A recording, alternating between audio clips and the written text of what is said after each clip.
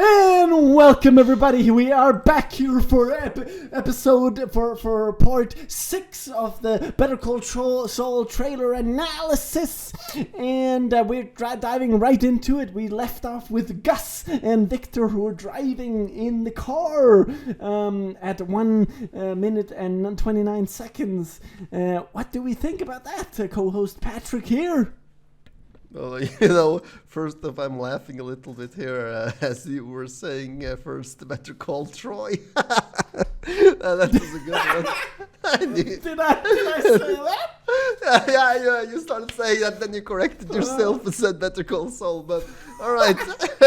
Wow, that is fucking precious. You cannot do that. Even if I was sober as a nun, which I'm not tonight, I would not be able to do it that epically. But yeah, no. Fuck man, Better Call Troy. That's what this series should be called. Yeah. But yeah, what were you saying? That was Nacho? That's not Nacho, is it? No, and Victor. Is it Victor? That's Victor. I know. I'm not that right. Oh, fuck, man. Rest in peace in the future, Victor. Oh yeah, right. That's true. You didn't deserve what was coming to you. That we already know. That Victor, he ain't going to die in Better Call Saul. No. He's gonna be there. He is safe. Actually, that's fucking interesting. That he's safe, but Nacho is not. Yeah. That's interesting. But yeah, like this is them like pulling up to the place where Mike is sitting. Where they are, I don't know, but like somewhere in the desert, it looks like. But it's not. It's not Mexico because it's not the yellow filter on here. No. So we are in the U.S. So we can go further. Somewhere in the U.S. But why are they meeting up with Mike? I think it has something to do with Nacho. And for some reason, I don't know why. I don't know why precisely Gustavo is with them. But I could imagine that this is a situation where he wants to be around people with guns. Considering the situation with Salamanca right now and stuff, then he is like protecting himself, right? And Gus. Gus, yeah. And since he is a guy that keeps things pretty low profile, he isn't going to go openly around with 50 mercs, even if he could do that. No. Because then the question would be like, why the fuck does a guy who owns a chicken franchise need 50 mercs walking around him? Yeah. Fuck, man. And then like he's like Gus at this point is as we have discussed before as well, like in earlier parts, he's getting very almost paranoid because there's so much happening with Lalo having discovered the assassination attempt, and there's so many battles to fight. On so many different fronts. There's the cartel, there's Hector's business. And he's used to having control, right? He's used to being the master behind the puppets and predicting how things will go down and have right every time, right? But now is not one of those times, so that's why he needs to be there along with having the protection. So let's move on. That was just Kim tripping, I think you said. Then we have the picture, the frame here of Kim's in high heels, a close-up shot of Kim's high heels, where we're seeing her paranoia, not paranoia, no, scratch that, her nervousness.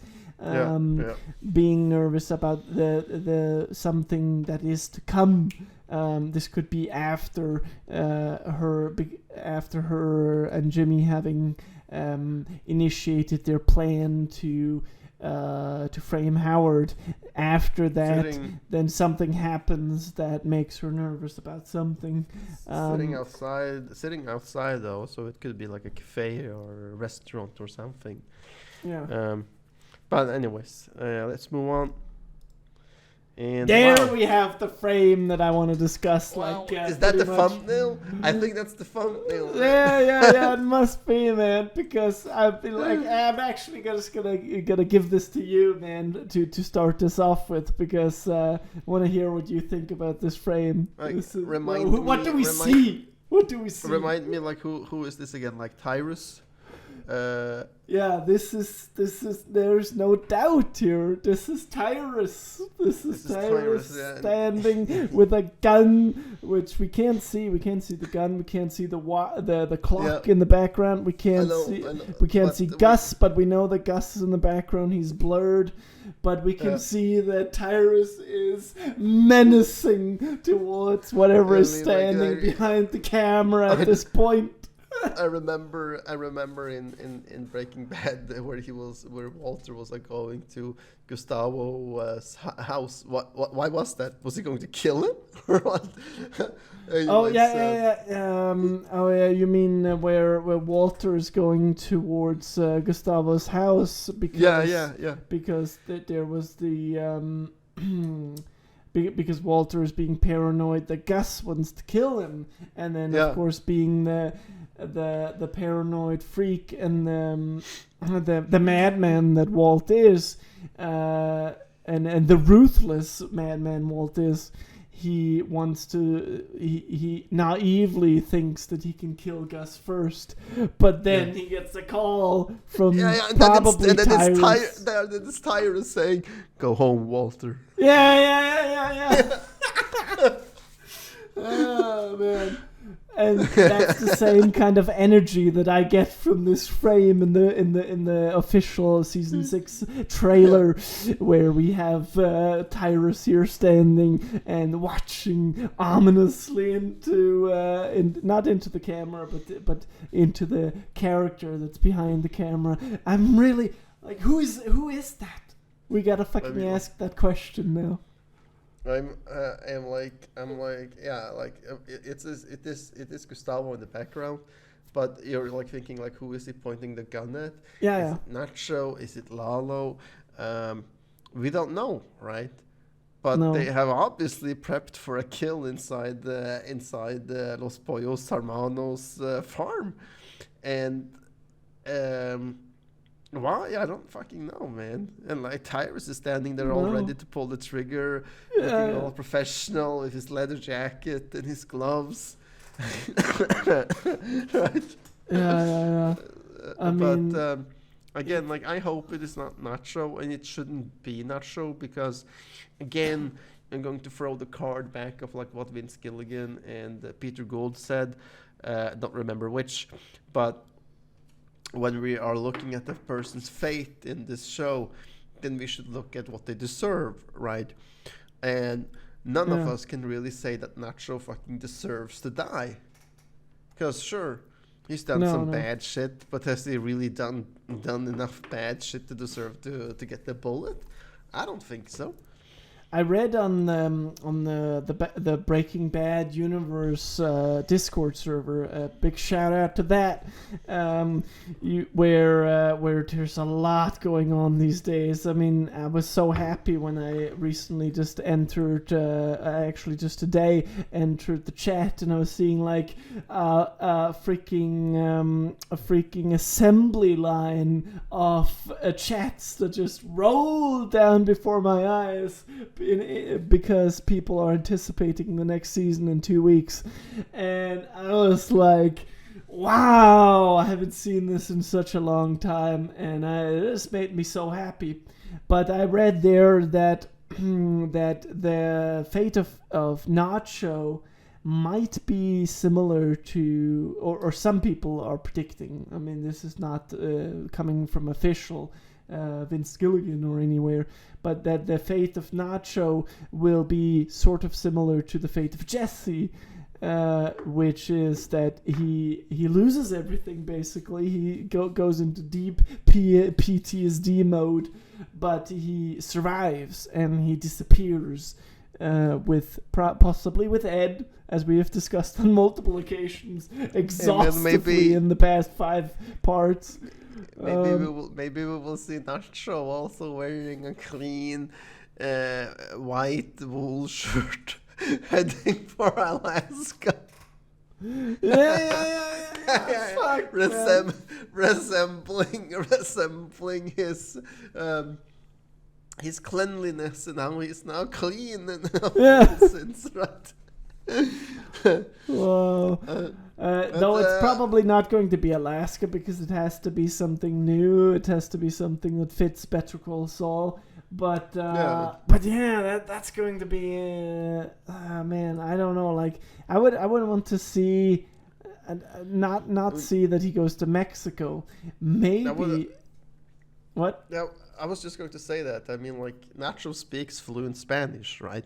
So that means that he could pretty much go to any Spanish-speaking country in the world. What if he is being?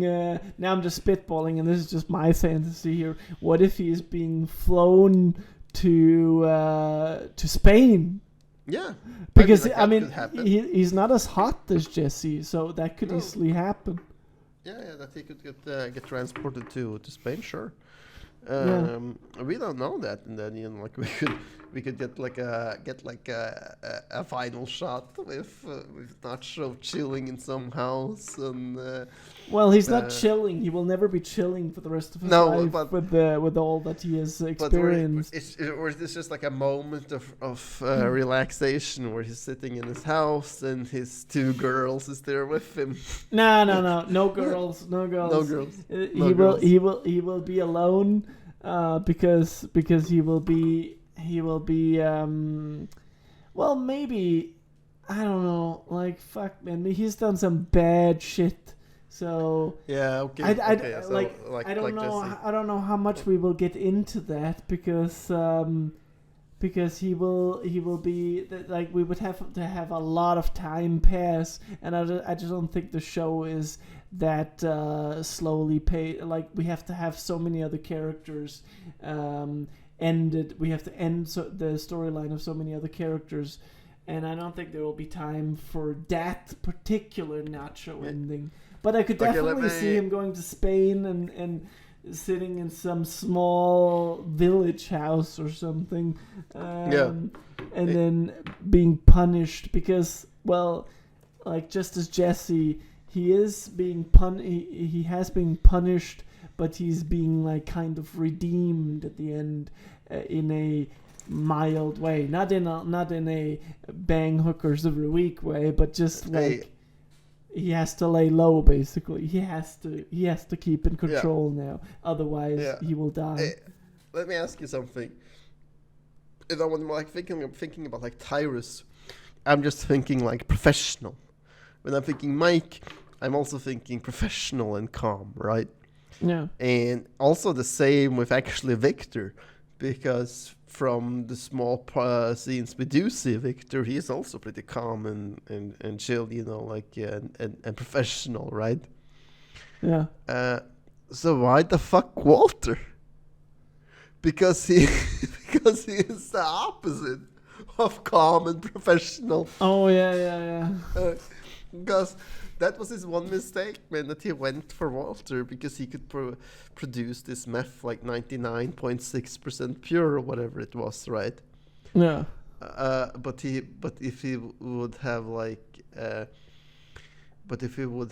accepted it, he would have accepted Gale's 86% pure, and still gotten calm and professional with it.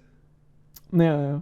But instead he chose 100% or 99% purity and uncertainty and impulsive. Yeah.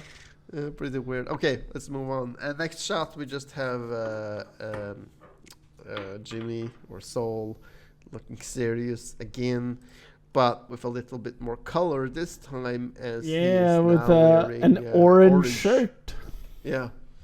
So that's that might be like symbolic in the way that he's now in the transformation process to becoming Saul Goodman, 100%. Definitely. Don't know where he's. Also, the tie is also colorful, blue and some colors in it. So the next one we have the shower again. Oh no, it's not the same shower as we had earlier with the tub that we discussed, where we saw Saul as well. I'm thinking this is the pissoir at the courthouse. Oh right, I'm not completely sure, but I'm just meaning, judging that. Meaning that, but there's water on the floor though. Which the thing could be busted or Jimmy is like sewn. But isn't that blood as well? Nah, it is meant to look that way, but it is just the tiles in the floor being colored. Yeah, it's true, and we can't really see much more from the shot because it's only like half a second. The shot is. Yeah. It's just the tiles. It's no blood. It's just water. It is meant to throw us off balance, though, and think that like, oh shit, it's blood. Somebody getting killed in the bathroom. It's a Tuco. But the guy there in the background could be Bill. Remember him? Yeah. It could be. You remember Bill? I remember Bill. We need to emphasize that for some, like maybe there's some people who don't know him. But it's the guy it's the cool, funny guy from the courthouse that Saul is actually one of his only friends at the courthouse, who actually is like, I don't know, he's just a comedic character that you that you rejoice every time you see him. Yeah, because it's Saul's counterpart in the courts, right? Because he's representing the defense, and Bill is a prosecutor. He's the prosecutor on behalf of them, right? Then it's always him that Jimmy is like striking the deals with on like sentencing and stuff. Yeah. Because but on a more symbolic level, Bill is also like just a completely fresh or unbiased by the story, completely unbiased look at Jimmy from a like he's like a viewer who is just looking at Jimmy without knowing any story and just seeing, wow, you got that sweet Davis and Maine gig. That must be nice. It's know. True. But so I'm like actually I hope that we will see much more because we already saw a little bit from him in. Of course we will because like he is in the trailer, and he has been in every season so far, at least a couple of episodes. So it would only fit the pattern that he's also going to be in at least a couple of episodes of this show. All right, because next frame. No, wait a minute, because we already saw him. I just want to finish this because we already saw him in season 5 being kind of afraid of Saul. Like he still recognizes a little bit of Jimmy because there's still a little bit of Jimmy left in Saul, but he's kind of like he doesn't really know how to like that scene where Saul is like doing advertising in the courthouse with the film students, and Bill is coming towards him, and he's like almost afraid of Saul. It was like that scene was like hilarious because Jimmy is like yelling like, "All right, let me through, let me through," lawyer coming through, and while he's yelling that, there's nobody in Jimmy's path, but he's yelling that to announce that he is coming. Yeah. It's true. And Bill is just standing there. What the fuck is this guy doing? I know that he has the most confused look on his face because he knows Jimmy, but he doesn't know who this Saul is, and he's like treating it with fuck man, I only know the Danish word ærefrygt. Honor, fear or something like that. Or he's being colorful in Jimmy's terms. Yeah, but it's much more than that. It's like he is like fearing Jimmy and at the same time like admiring him in a little bit. It's a strange, but it's like he plays it very well. The guy who plays Bill, I don't even know what the actor's called, but that whatever. That aside. Okay, next frame is just Howard sitting someplace we can't really picture where it is. I'm thinking it's it could be his house, it could be a therapist, it could be Javelin McGill HQ. We don't know, but he does not have his shirt buttoned, so I don't think that it is I don't think that it is at his workplace. No. But because at his workplace. He looks very soulless, so it's we definitely see the decline. Sure, could be his psychiatrist. I don't know. That would be nice. I'm looking forward to seeing some psychiatry sessions with Howard. I'm just like looking forward to see some more screen time with Howard in general. All right, moving on. Yeah, then we have this one we have taken before. You know, like Nacho laying in the truck, off camera or off podcast. And this is like what I like thinking, that he's been driving and he rammed the cousin's Porsche off the road, drove into this motel and hid out, right?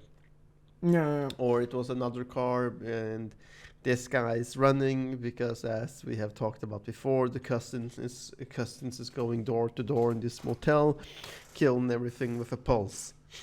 Yeah, and he we have two guns here, and I called it, as you remember, which I said I haven't said this on the podcast before, so I'm just gonna say it right here. That is a Glock that he is wielding, and I was right because we already examined the next shot.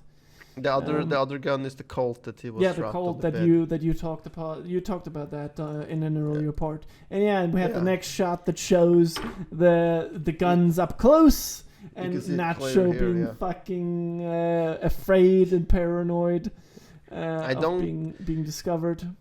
I don't think that he's actually going to shoot at the twins, because I don't think that he would survive a shootout with them. No. Because he is good, but I'm just like thinking loudly here that the cousins have had a lot more training in killing people and shooting shit. Yeah, I think that's mildly put it. Nacho is not a Mike and has police training and has been a police officer on the force. Nacho is just like I don't even know how the fuck Nacho even got into the cartel business. He doesn't want to kill somebody. No, exactly. So even if he points the gun, I don't think that he wants to pull the trigger. No. While the cousins, they're just beast monsters.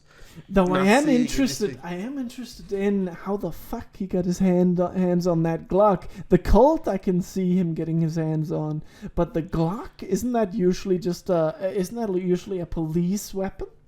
Yeah, I was just going to say that he's probably gotten it off some police officer in Mexico. How, we don't know. He could also have found it in a car or a police car or whatever.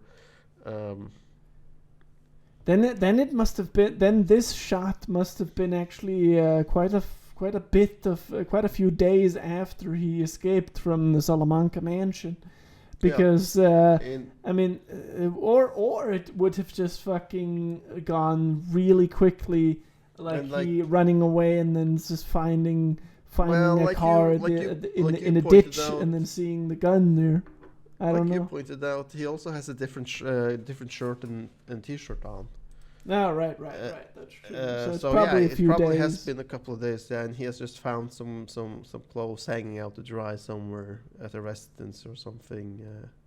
Or it goes really fucking fast, and he's just and he's changing his clothes in order to change his appearance.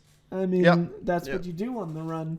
And Nacho is on the run. He's not on the run from the law, but he's on the run from something even worse. He's on the run from the fucking cartel. But we're also seeing the shot later where he's like laying in that pipe, which is where I'm like thinking that he changed his clothes afterwards. Yeah. Anyways, we've seen this one before. Kim sitting in that restaurant, which is or diner, which is Dennis. Yeah. Where we have also seen Jesse and Walter having a conversation in Breaking Bad. Yeah, right over there at the table to the far left. They were sitting, arguing over the dealers to run over to kill the dealers or not. Not much more to say about this. Nah, like especially not if we want to get through this in this episode. But I don't know, like we can make another episode after this, I suppose. But and this one, we've taken this one before. Now I can say with 100% certainty, though, it is not the diner that Kim is sitting in, because that diner had log beams in the roof, while or the loft, while this doesn't. This place doesn't. So we don't know where that is. All I can say, it is not Dennis. Or Denise. I don't know. Denise, yeah. And then the next one is just, again, we have discussed this one before. Wait, hold on. Did we actually talk about what happened in the earlier frame? That was just a guy shooting into the. Yeah, we talked about in the last episode, because in the last episode we also saw some of that. Right, we couldn't really pinpoint anything, and there's nothing we can really say about who this is, right? Yeah. No, because it's from the back and everything. But and then we have Saul, and we have the Statue of Liberty, or his his fake Statue of Liberty that is on the top of his strip mall. So also discuss this, where we don't know if this is in the desert or if he's actually put it up at a strip mall, because we don't see the ground in this picture. But nonetheless, he's getting that. But all right, we don't see. Well, we see it before. We have discussed that earlier. We discussed that. That he's but actually he might be buying it. Don't need to go back. Yeah. So let's see. Yeah, there. Yeah. So then the next one is we have a side mirror of the car, and you had some insights on that one. I don't, man. I thought I saw something with sunglasses in the mirror, but it might just be my imaginations.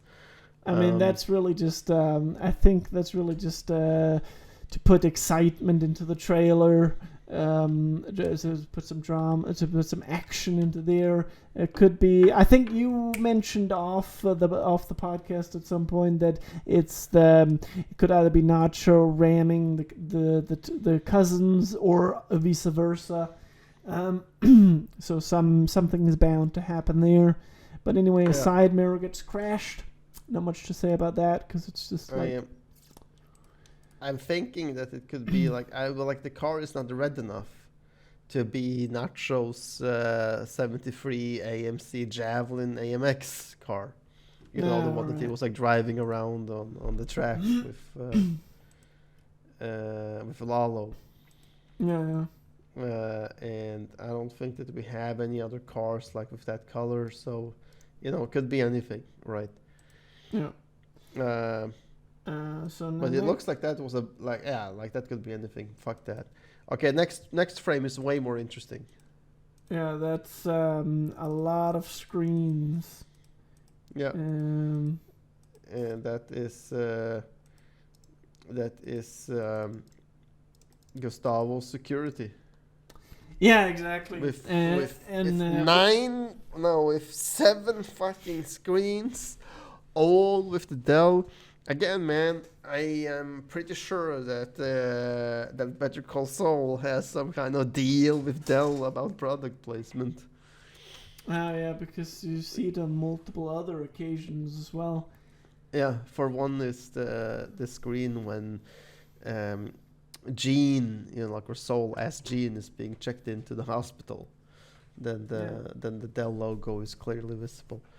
Anyways, this is the security team of Gustavo. Do you think we're in Gustavo's house at this point? No. Like it doesn't, that, because it doesn't look like his. It doesn't look like the warehouse. No, but it's not. I don't think that this is a warehouse. I think it is one of the surrounding houses of Gustavo's house.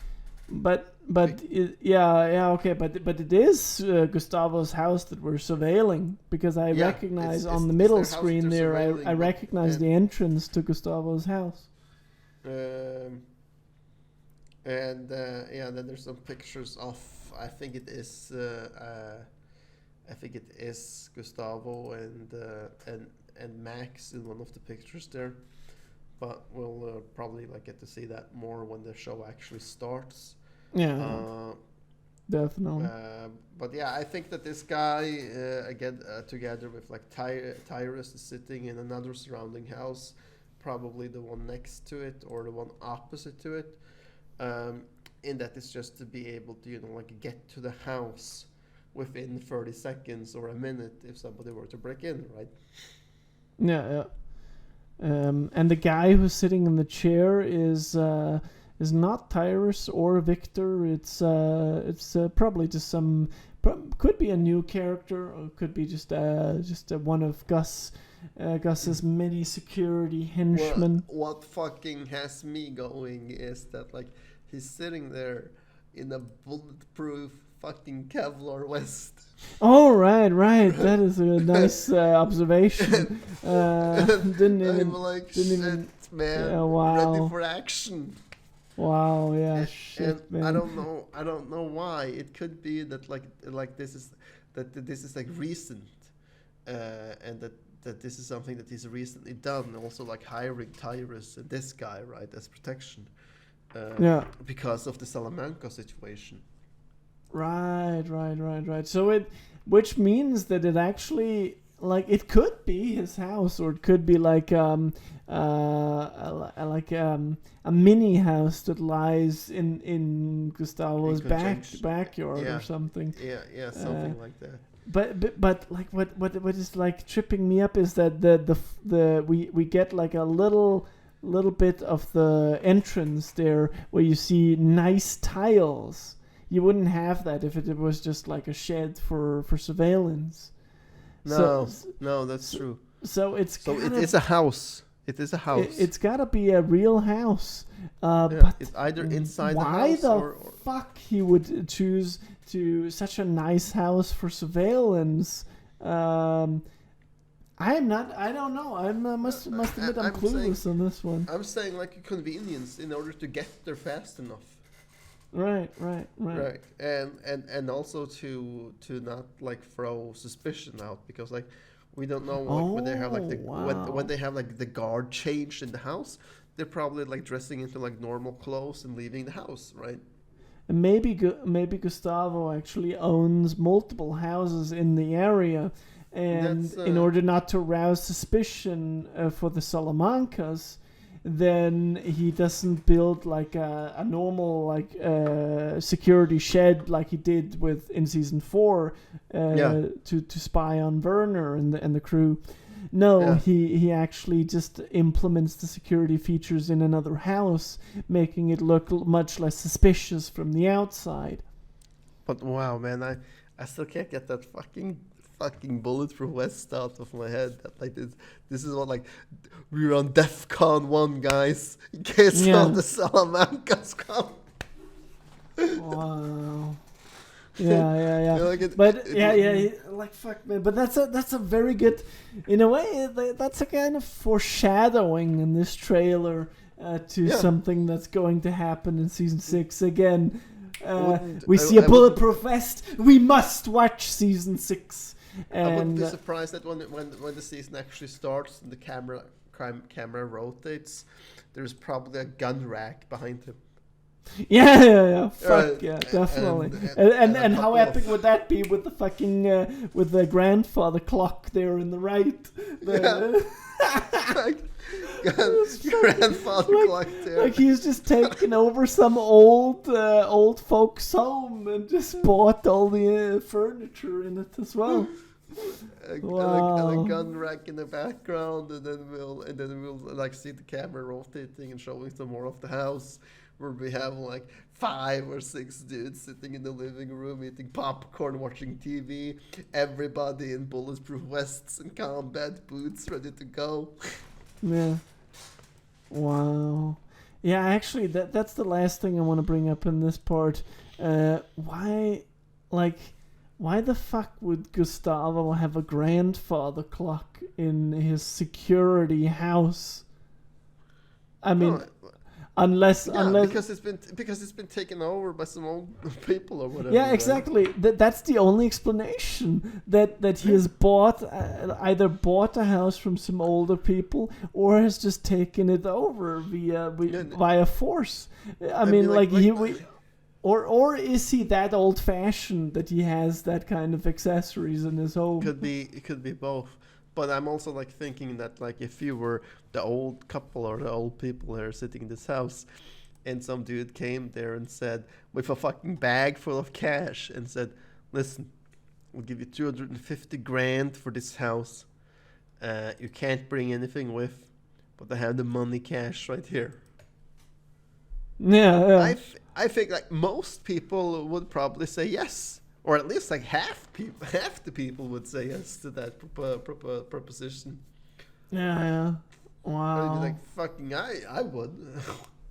Yeah, Especially in the and US. especially if they're just being relocated to some hotel for a few weeks until this Salamanca situation blows like over. they're just renting it or whatever, right? Wow, yeah, that's true. So- All right, man. I think I'm just gonna end it here because we're almost on 37 minutes, and from experience, we know that if it gets too much longer, then people will tune out. So we're just gonna end it here. Thank you for tuning in to this part 6. I think it is part 6, right?